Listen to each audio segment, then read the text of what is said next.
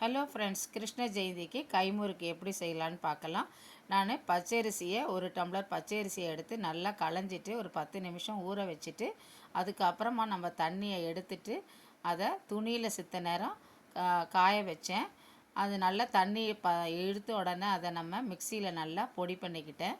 பொடி பண்ணிவிட்டு இந்த மாவை 2 தரம் நல்லா சலிச்சிட்டு இதில் நான் 1 ஸ்பூன் ஜீரகம் போட்டுருக்கேன். தேவையான அளவுக்கு உப்பு போட்டுருக்கேன்.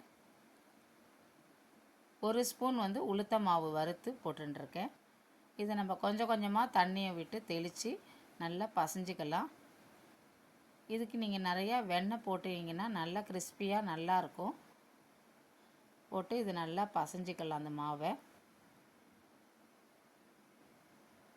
சில பேர் ஜீரகம் போடுவாங்க, சில பேர் எள்ளு போடுவாங்க. இதை மாதிரி நம்ம கொஞ்சமாக மாவு எடுத்து தேங்காய் எண்ணெயில் தொட்டுட்டு இதை மாதிரி சுற்றி விடலாம்.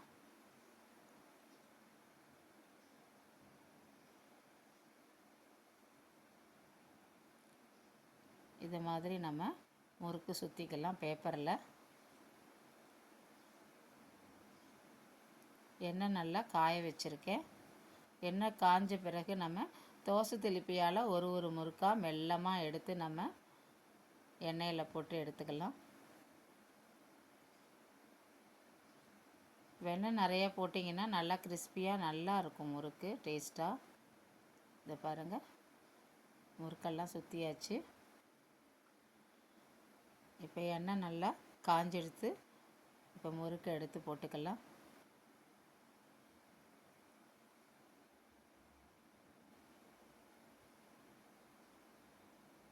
நல்லா கோல்டன் கலராக வரட்டும். இப்போ நம்ம முறுக்கு எடுத்து போட்டுக்கலாம். சூப்பர் டேஸ்டான முறுக்கு ரெடி. Thank you friends.